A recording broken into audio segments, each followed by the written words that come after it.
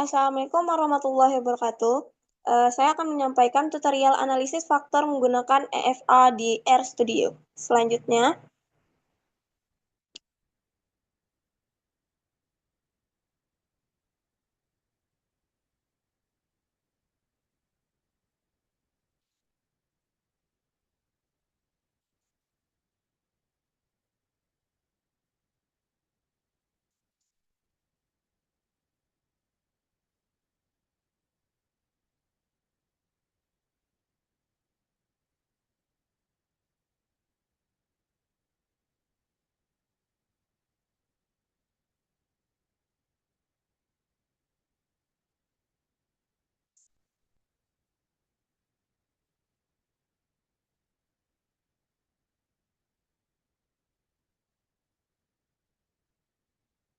pengertian EFA, Explorator Factor Analysis. Explorator Factor Analysis adalah teknik statistik multivariat yang digunakan untuk mengidentifikasi struktur laten constructors, atau faktor-faktor yang mendasari hubungan antar sejumlah variabel yang diamati.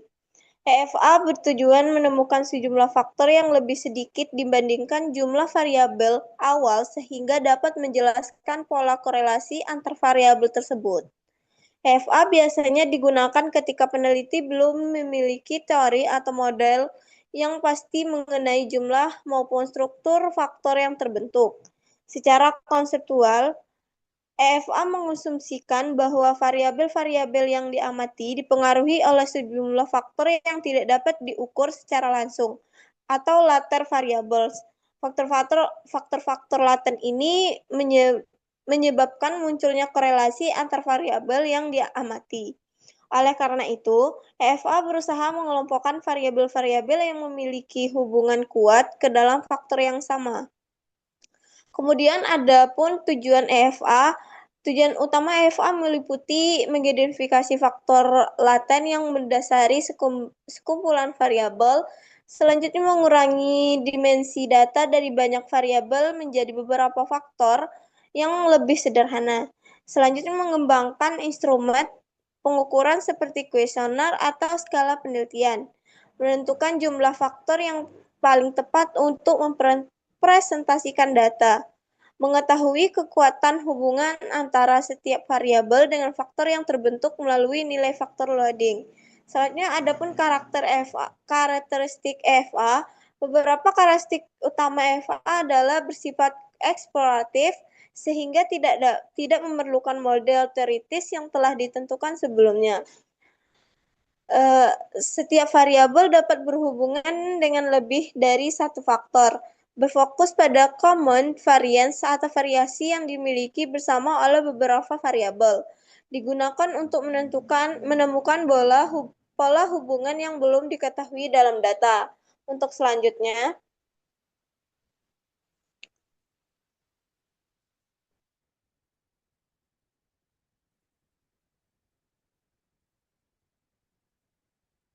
tutorial EFA. Model dasar EFA secara matematis, model EFA dapat dituliskan sebagai X1 sama dengan lambda 1 F1 tambah lambda 2 F2 tambah dengan sampai lambda M Fn tambah epsilon. Dengan keterangan xt variabel ke xi variabel ke i yang diamati, lambda i faktor loading f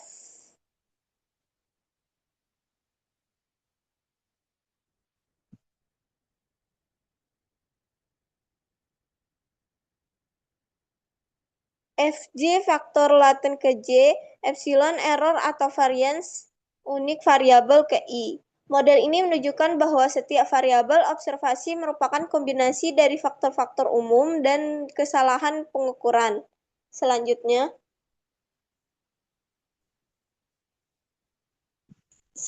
akan dijelaskan oleh Bang Sahrul.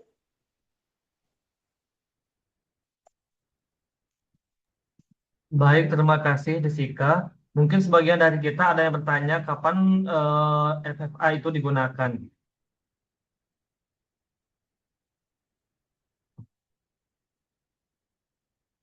Gitu. FFA digunakan ketika yang pertama peneliti sedang mengembangkan instrumen atau kuesioner baru. Ya, terus selanjutnya struktur dimensi suatu konstruk belum diketahui dan juga ingin menyederhanakan sejumlah besar variabel menjadi beberapa faktor utama. Dan FFA digunakan juga ketika ingin mengetahui apakah item-item dalam kuesioner membentuk kelompok-kelompok tertentu. Berikut terdapat data jawaban kuesioner minat belajar belajar siswa. Di sini terdapat 20 variabel yaitu dari X1 hingga X20, terdapat nomor responden dari 1 hingga 32. Di mana angka 1, 2, 3, dan 4 ini merupakan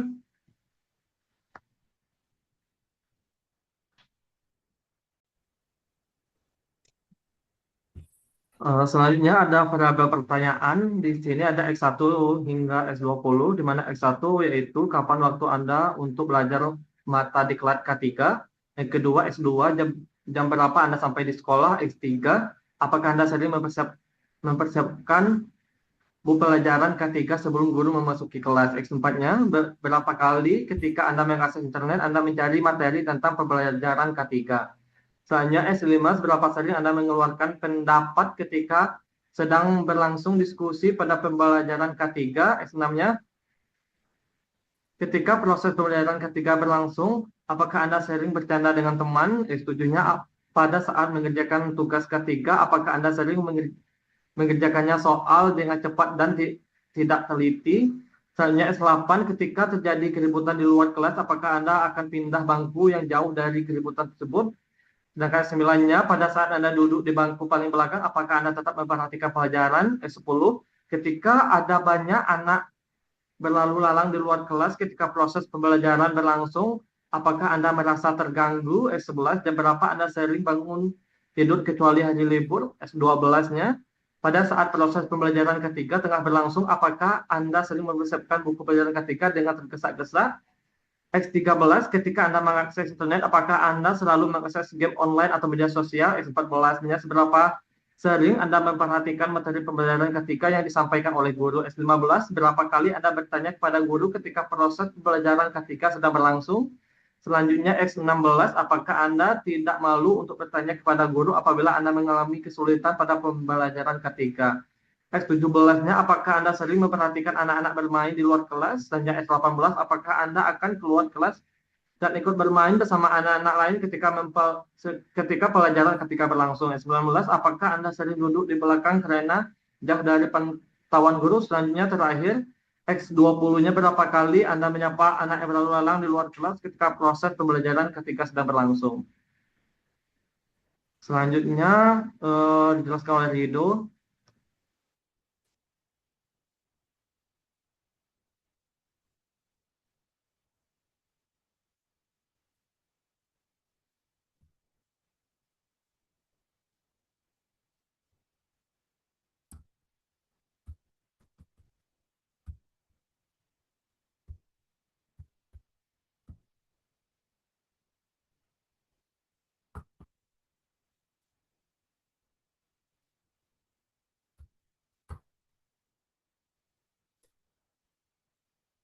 Oke, selanjutnya itu berkaitan dengan melakukan uji data yang sudah dipaparkan tadi menggunakan software RStudio.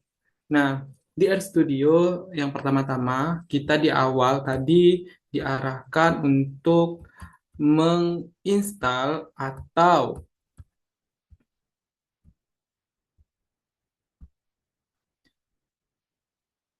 menginstal itu berkaitan package-nya. Nah, yang dimana yang pertama itu kita persiapkan package-nya, kita install dulu dua package ini, yaitu package PSCCH dan package GPA rotation.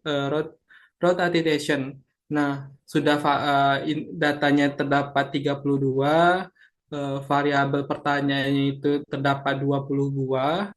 Lalu kita setelah datanya ada, datanya kita input, lalu kita akan uji menggunakan uji KMO. Nah, apa yang dimaksud dengan uji KMO gitu? Nah, uji KMO itu ialah uji Kaiser-Meyer-Olkin, yang dimana uji KMO ini tuh dilakukan untuk memastikan apakah kumpulan data kuesioner atau variabel yang tadi atau variabel yang kita miliki sebagai seorang peneliti layak untuk dianalisis lebih lanjut menggunakan analisis faktor atau faktor analyze. Nah, di sini terdapat sintak untuk melakukan uji KMO tadi itu KMO data. Nah, nanti kita akan melakukan uji data tadi menggunakan software. Lalu nanti kita akan melakukan interpretasi, yang dimana jika nilai KMO nanti itu beberapa dari variabel yang 20 tadi itu akan kelihatan nilai KMO-nya. Yang dimana misalnya nanti dari variabel tadi itu memiliki nilai KMO yang kecil dari 0,5, maka variabel tersebut belum layak untuk dianalisis oleh faktor. Tapi juga KMO ini menghasilkan nilai keseluruhan yang dimana memunculkan nilai KMO keseluruhan dari 20 variabel tadi, yang dimana itu jika nilai KMO-nya dari seluruh data itu berjumlah 0,5 atau sebesar 50% atau di atasnya, berarti variabel tadi itu sudah layak untuk dianalisis menggunakan analisis faktor gitu.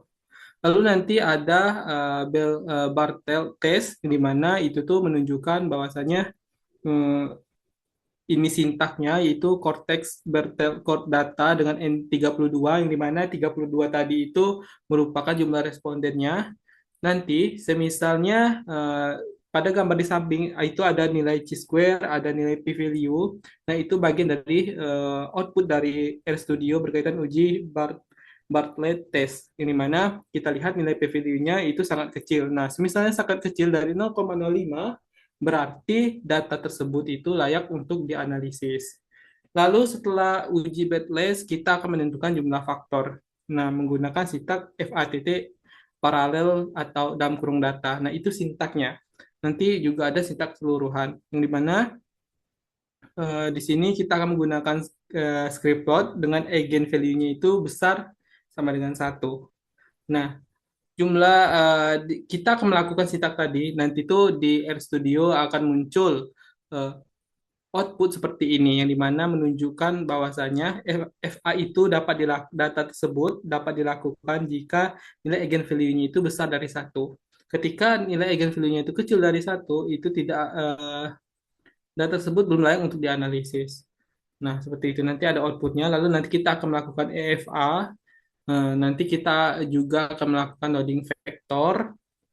Di sini itu loading vector itu nantinya itu menunjukkan hubungan yang kuat antara faktor-faktor gitu. Di situ nanti kan melakukan FA itu nanti kita akan melihat ada berapa faktor sih yang nantinya dari variabel-variabel tadi akan dibagi. Nah, di sini misalnya ada dua variabel yang dibagi yaitu MR1 dan MR2. Nah, misalnya nanti muncul SS loadingnya itu menunjukkan bahwa 3,30, 2,96 itu nanti bahwasanya variabel tadi, faktor-faktor tadi itu yang dua faktor, misalnya MR1, MR2 itu bisa faktornya itu menunjukkan hubungan yang kuat, jadi bisa digunakan. Yang dimana nilainya menunjukkan tiga, intinya nilainya itu harus besar atau sama dengan besar dari satu gitu, nilai SS loadingnya. Lalu ada proportion, ada cumulative var, profession explained, dan cumulative proportion gitu. Nanti ada lagi kita akan melakukan uji communality yang dimana kita akan melihat communality-nya, yaitu nilai communality itu menunjukkan seberapa besar variasi dari setiap item atau variabel asli yang dijelaskan oleh faktor-faktor baru yang terbentuk. Kita akan menggunakan sintak EFA. Jika nanti di communality kita melihat ada nilainya itu 0,5 di antara variabel-variabelnya. Ini gambar tersebut ada contoh FA communality-nya, misalnya besar dari 0,5, bahwasanya variabel tersebut dapat digunakan atau dilanjutkan ke analisis faktor. Nanti ada juga namanya diagram faktor, misalnya dari variabel-variabel tadi itu nanti itu akan variabel-variabel tadi akan dibagi ke dalam faktor-faktor tadi. Nah, yang dimana disinilah kita menggunakan diagram faktor, yaitu digunakan untuk melihat hubungan faktor dari variabel-variabel tadi. Lalu ini merupakan sintak lengkap dari EFA menggunakan software RStudio. Di sini tadi akan data kita ada 20. Nah, di sini kita akan melakukan simulasi pengelolaan data menggunakan RStudio-nya. Ini sintaknya. Oke, selanjutnya kita akan melakukan eh, pengelolaan data menggunakan software RStudio-nya.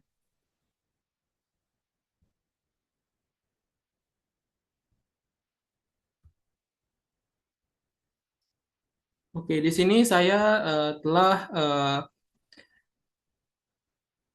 menyisipkan sintak-sintaknya tadi, yaitu menggunakan yaitu R-script. Jadi kita menyisipkan sintak-sintak tadinya, yang tadi itu di R-script-nya. Nah, ini merupakan sintak-sintak yang tadi. Nah, di sini kita akan melakukan simulasi data dari 20 data kuesioner tadi.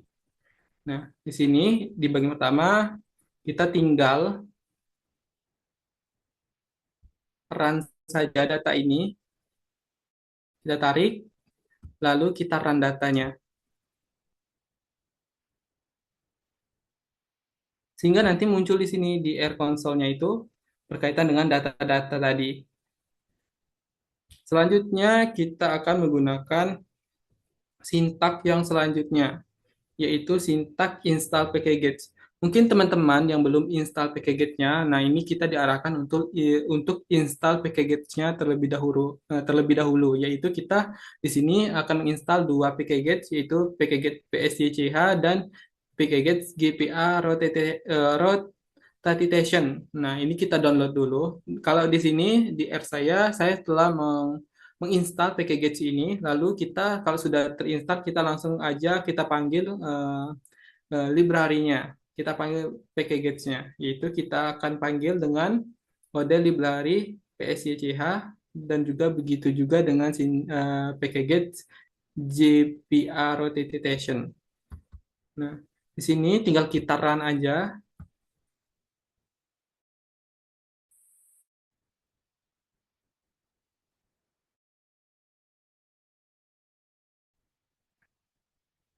Kalau sudah kita run, di sini nanti akan muncul di bawahnya.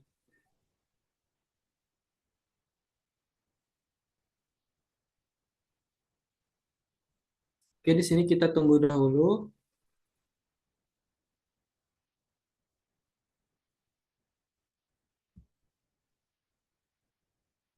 Setelah library-nya nanti selesai,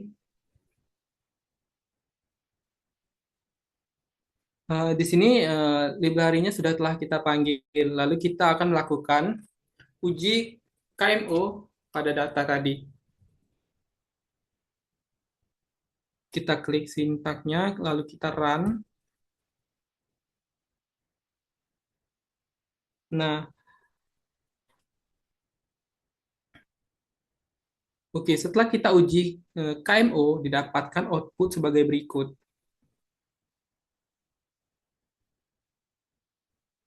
Di situ terdapat X1, X2 sampai X20 yang dimana nilai MSA-nya itu setiap dari variabel itu kelihatan.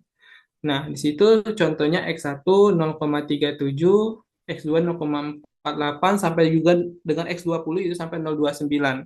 Nah, di sana kita melihat ada namanya over MSA, yaitu jumlah dari nilai MSA keseluruhan dari variabel tadi, yaitu berjumlah 0,38 rata-ratanya. Ini menanya, yang dimana hal ini itu menunjukkan bahwasanya data ini itu sangat kecil nilai MSA-nya. Di mana tadi berdasarkan uji KMO nilai kepastiannya itu, di mana variabel itu dapat digunakan ketika nilai KMO-nya itu sudah besar atau sama dengan 50, 0,5 atau 50%. Tapi di sini terdapat beberapa variabel yang masih di bawah 0,5. Maka oleh karena itu, kita akan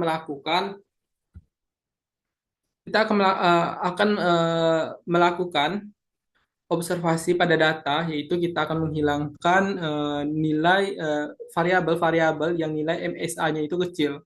Di sini yang paling kecil itu terdapat pada nomor X19, yaitu X19 yang dimana nilai MSA-nya itu kecil, yaitu berkisaran 0,26. Nah, di sini kita akan menghilangkannya, akan menghilangkannya. Di sini sebenarnya untuk menghilangkan X19 sebenarnya langsung aja kita pada datanya.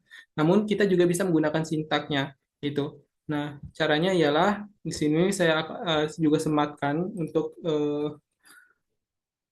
mengelola datanya yang nantinya data tersebut kita akan hilangkan. Di sini tadi kita akan menghilangkan data nomor 19. Nah, di sini kan yang 0,26 tadi hanya di X19 ya. Apakah di sini juga ada nyatanya di X19 hanya 0,26. 0,26 di X19.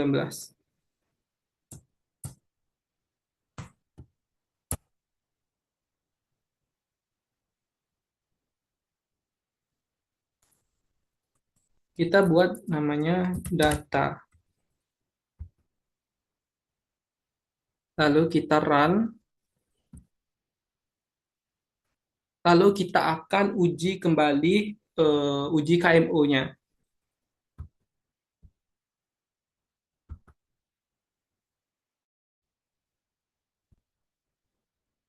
Setelah X19 kita keluarkan, rupanya masih terdapat nilai MSA, nilai MSA-nya itu masih ada di bawah 0,05. Nah, di sini itu ada contohnya di X2, di X5, di X10. Nah, di sini kita akan mengobservasi lagi datanya, yaitu kita lihat MSA yang paling kecil itu kita hilangkan. Di sini MSA yang paling kecilnya itu pada nomor 0,29. Nah, di sini kita akan menghilangkan 0,29, yaitu X10.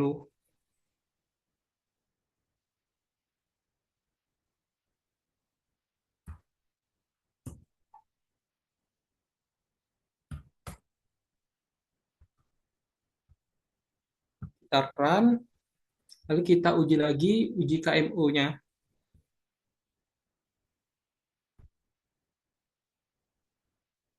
Nah, setelah dihilangkan X10 dan X19 tadi, kita lihat lagi nilai MSA pada variabel-variabel yang masih ada. Rupanya setelah kita hilangkan juga, masih terdapat variabel-variabel yang memiliki nilai MSA yang kecil gitu.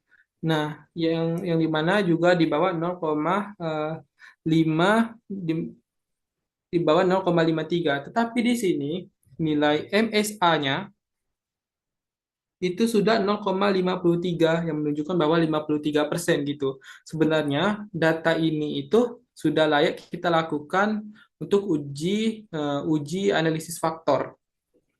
Nah, namun untuk hasil yang lebih baik kalau dari tim kami sendiri untuk menghilangkan variabel-variabel yang belum signifikan agar nantinya supaya variabel-variabel nantinya itu yang dikelompokkan nanti itu tuh nanti nilai MSA-nya itu sudah layak untuk dianalisis. Tidak ada lagi nilai MSA-nya untuk variabel tadi itu di bawah 0,5. Di sini nilai paling kecil itu jatuh kepada nomor X5. Nah, MSA-nya itu paling kecil itu 0,38. Nah, di sini kita akan menghilangkan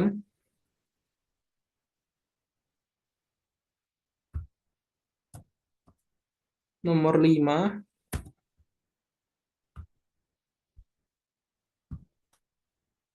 Lalu kita uji lagi uji KMO-nya. Nah, setelah dihilangkan, rupanya masih ada nilai MSA yang paling kecil, yaitu 0,37 dengan MSA-nya itu 0,58 atau 58%. Nah, di sini kita akan mengevaluasi lagi variabel-variabel yang memiliki nilai MSA yang kecil, Itu di sini di nomor X15 itu 0,37. X15 akan kita hilangkan.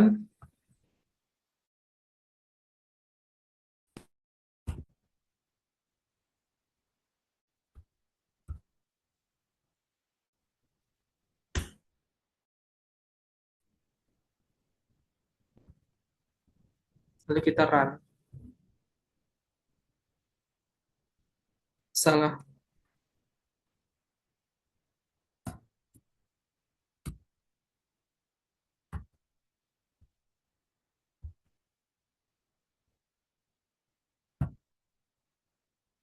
Oke, di sini kita akan menghilangkan X15-nya tadi. Kita akan melakukan uji KMU-nya.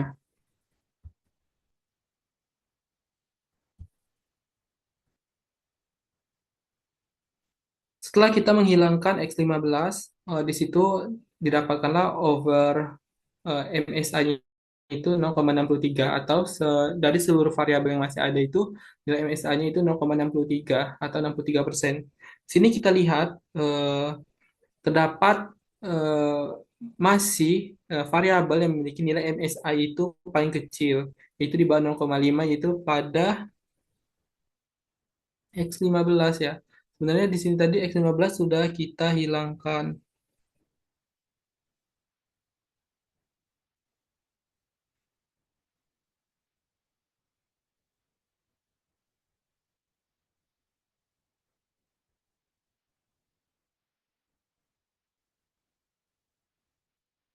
Oke, di sini kita akan coba menghilangkan X15 ya.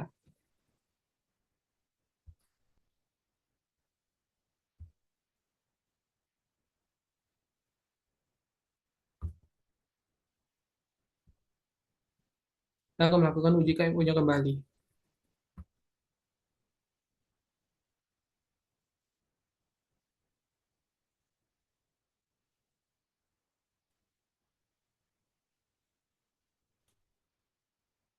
Sebaiknya karena ada tadi kita kesalahan data ya, mungkin kita akan ulang dari X15-nya. Nah, tinggal kita Ctrl L. Kita jalankan lagi data yang ini tadi.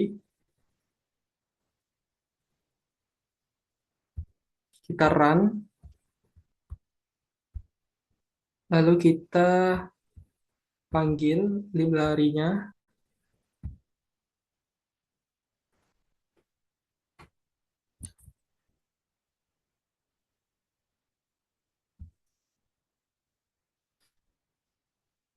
Kita akan uji.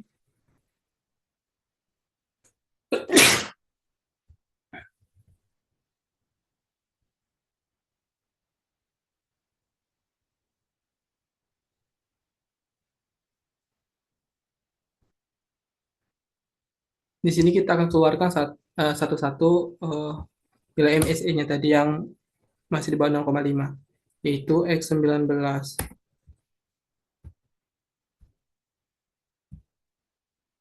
Kita uji KMU kembali.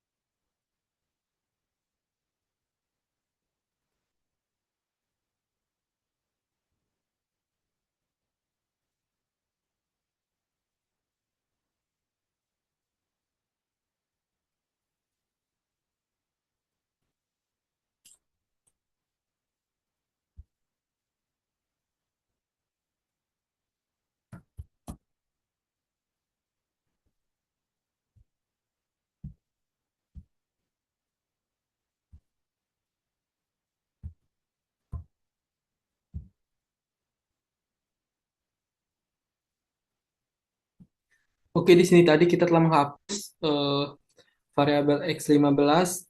Kita tadi menghapus X17-nya.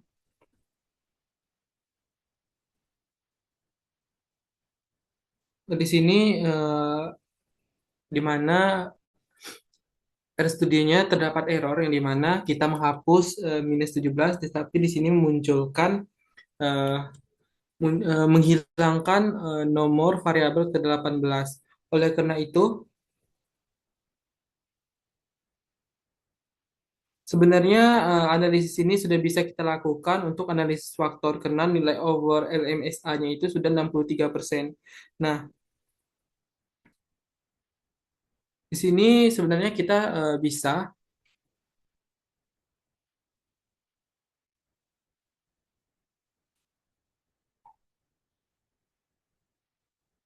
di sini kita akan melanjutkan, yaitu uji Bedless testnya tadi, yaitu Cortex Bedletter Code datanya. Di sini kan N-nya 32 ya, karena tadi banyak datanya itu 32. Nah, di sini kita run. Nah, didapatkan pada output di bawah ialah didapatkan nilai chi-square-nya itu 163,5695 dengan nilai p-value-nya itu 0,002224202 dengan derajat kebebasannya itu 105. Berdasarkan nilai p-value-nya dalam uji Cortex Bedless-nya tadi, ini itu menunjukkan kecil dari 0,05. Nah, berarti variabel-variabel yang tersisa yang enggak kita buang tadi itu dapat kita gunakan atau dapat kita uji menggunakan uji analisis faktor untuk keberlanjutannya. Nah, itu bisa kita lanjutkan variabel-variabel tadi. Kita akan melanjutkan, yaitu kita akan menentukan jumlah faktor. Nah, di sini kita akan menentukan jumlah faktornya itu dengan sintak FA paralel data. Nah, kita run kita kini, lalu kita lihat EFA-nya.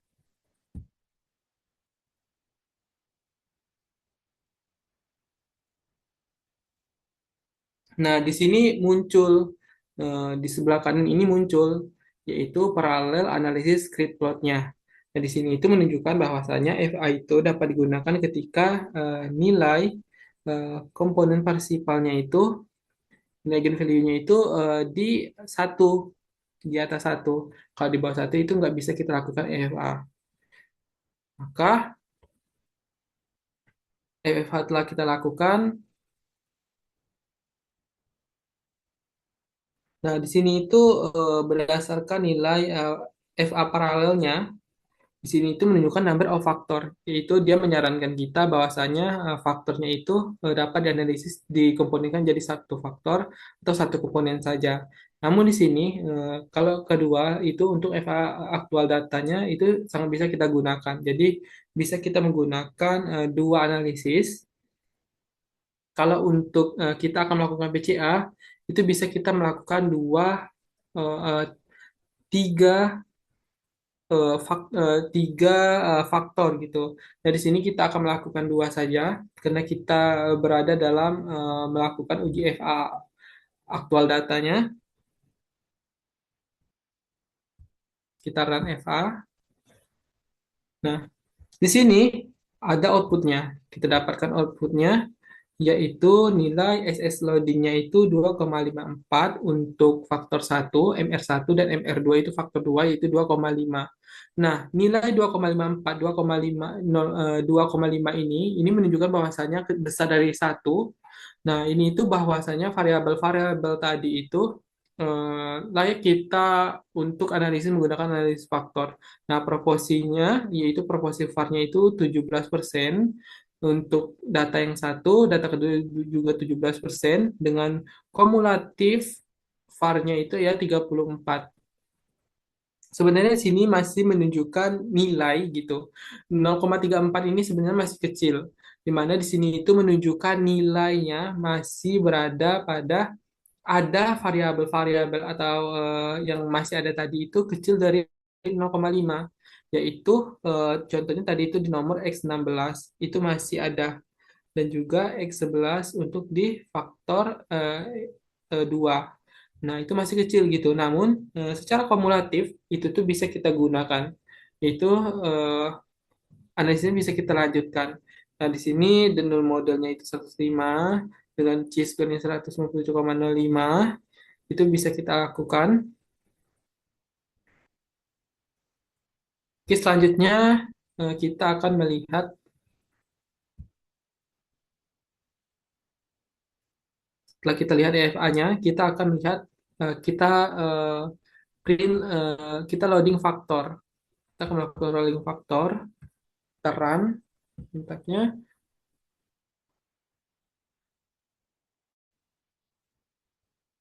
Nah, setelah kita melakukan loading faktor, kita run sintaknya tadi, di sinilah MR1, MR2.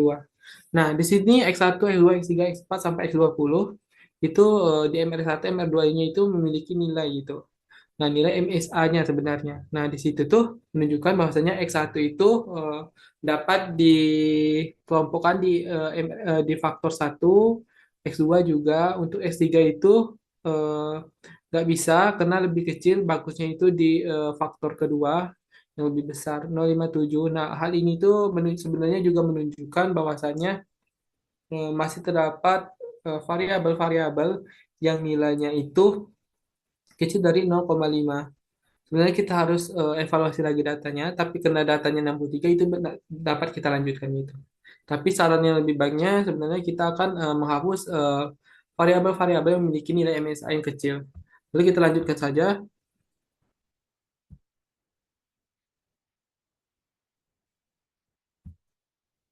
dengan FA commonality-nya. Nah, di sini terlihat FA commonality-nya, nilai MSI-nya itu udah besar semua. Namun ada juga beberapa kayak X3, X4, lalu X8 itu nilai MSI-nya itu sangat kecil. Nah, X20 juga begitu. Lalu kita akan melakukan lagi FA variansi explain-nya. Kita lihat.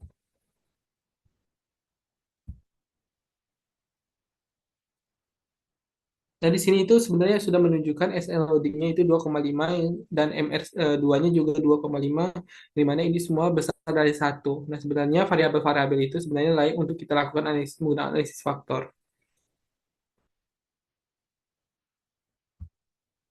Kita akan melihat diagram faktornya.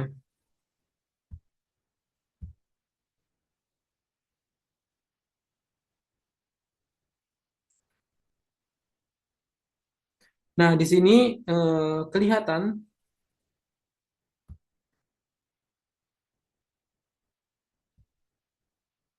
faktor analisisnya itu MR1 untuk ke X2 itu 0,8, 0,7, 0,6, 0,5, tapi ada 0,4, 0,4, 0,4. Ini itu menunjukkan sebenarnya itu X4 ini tuh sebenarnya belum bisa masuk. Tapi karena kita tadi nilai MSA keseluruhannya tadi sudah 6,8% untuk melakukan penelitian, sebenarnya variabel-variabel ini sudah bisa kita lakukan analisis menggunakan analisis faktor. Tapi untuk keberlanjutannya nanti nah, teman-teman diharapkan untuk lebih eh, bisa mengevaluasi datanya untuk mengeluarkan nilai MSA yang kecil pada setiap variabelnya. Nah, mungkin untuk tutorial penggunaan RStudio dalam menganalisis faktor, salah satunya kita menggunakan faktor FMA, mungkin cukup sampai di sini. Selanjutnya yaitu kita akan menyimpulkan bahwasanya FMA ini itu eh, kita dapat menyimpulkan dari video kali ini dari mana FMA itu merupakan sebuah uji validitas terhadap beberapa variabel mungkin dalam penelitian, contohnya penggunaan kuesioner. Nah, banyak-banyak sekali pertanyaan yang kita buat. Nah, lalu dari kebanyakan pertanyaan tadi, kita bisa mengelompokkan pertanyaan-pertanyaan tersebut menjadi beberapa bagian gitu. Nah, itu sebenarnya salah satu tujuan dari analisis EFA. Nah, dapat kita simpulkan bahwasanya ialah EFA itu ialah membantu kita untuk menemukan faktor-faktor laten dan mereduksi variabel-variabel tadi menjadi beberapa konstruk utama atau faktor-faktor. Jadinya membagi beberapa faktor. Nah, itulah tujuan dari EFA. Mungkin itu yang dapat kami sampaikan melalui tutorial video berkaitan dengan analisis faktor menggunakan FA di RStudio.